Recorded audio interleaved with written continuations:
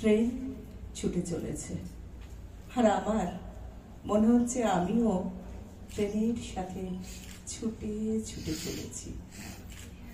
আসলে আমি না বাড়ির থেকে ফিরে যেতে চাইনি, কিন্তু যেতে হচ্ছে আবার আমার স্থান বৃন্দাবনে।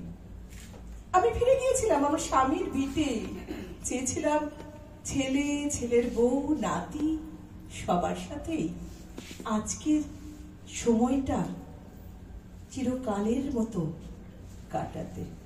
কিন্তু সেই ছেলে বলে কিনা, তুমি এখানে থাকতে পারবে না, তুমি থাকলে আমার সংসারের অকল্যাণ হবে, যাও, তোমার স্থান বৃন্দাবনে।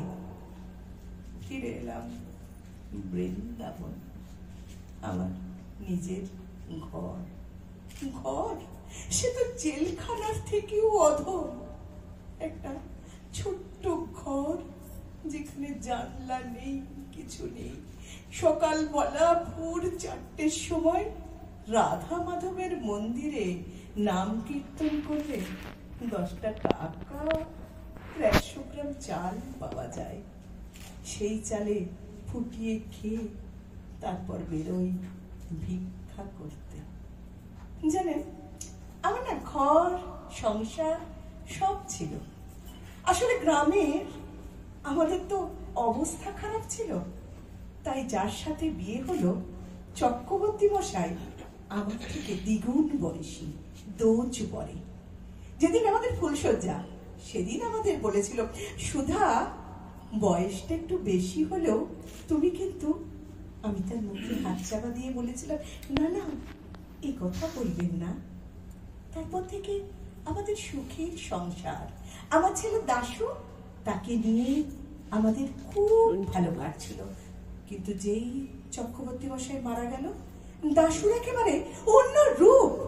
ঠিক মতো আসে না, খায় না, আমি বসে থাকি তার জন্য। হঠাৎ হঠাৎ এসে বলে, ভাতের থালা ছুঁড়ে ফেলে দিয়ে, এ কি রান্না করেছো, এসব খাওয়া যায় নাকি? আমি বললাম, হ্যাঁ রে বাবা, আমার উপর তোর এত রাগ কেন রে? আমি তো মা, তুই সমর্থ ছেলে, রান্না বাড়ি করে রাখবো আমি, আর খাবার দাবার তো তুই আনবি, তোর এত রাগ কিসের রে? সে উত্তর দেয়নি। হঠাৎ শুনলাম একদিন সে বিয়ে করে নিয়ে আসলো শান্তাকে। শান্তা হচ্ছে আমাদের গ্রামের সব থেকে ঝোঁকরুটি একটি মেয়ে। যেই ঘরে প্রবেশ করলো, একটা কালো বিড়াল কেঁদে উঠল। শান্তা ছুটে গিয়ে বরকে নিয়ে দরজা দিল, আর বরণের থালা পড়ে রইল। সে বলছে, শুনতে পাচ্ছি আমি তোমার মাকে খাওয়াতে দাওয়াতে পারবো না, আমার কোনো দাসের প্রয়োজন নেই, তাকে খেতে খেতে বলো। ব্যাস, তারপর থেকে আমার জায়গা হলো বৃন্দাবনে। আমার মতো কত কত বিধবার জায়গা সেই বিধবা পল্লী। আজকে গ্রাম থেকে এসেছি তো, ঘরে খাবার দাবার নেই, গেছি ভিক্ষা করতে। রাস্তায় 4টে সন্ডা ছেলে বললো, আই বুড়ি, কি আছে দে? আমি বললাম, বাবা যা পেয়েছি না, কিন্তু গায়ে হাত দিও না। তারা বললো, ও কি কথা, চল ওই আখ খেতে চল।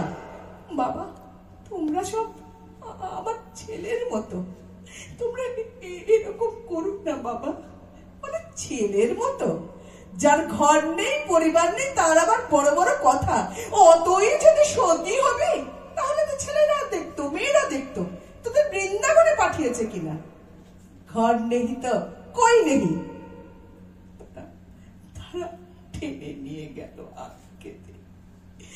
বিধ্বস্ত হয়ে যখন ঘরে ফিরছি, তখন বাড়িয়ালি রীতার সাথে দেখা।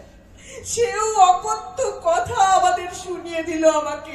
বলল, মরতে পারিস না, কেন এসেছিস এখানে?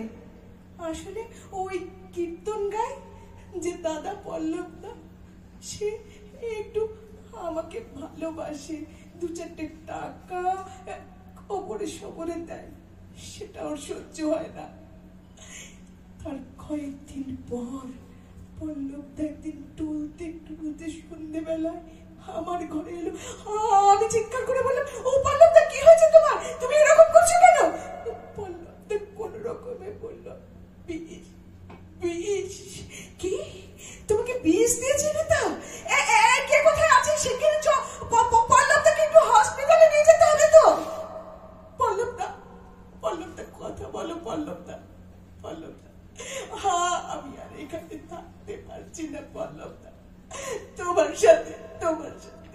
আমাকে নিয়ে চলো পল্লব দা, পল্লব দা তুমি আমাকে বাঁচাও পল্লব দা।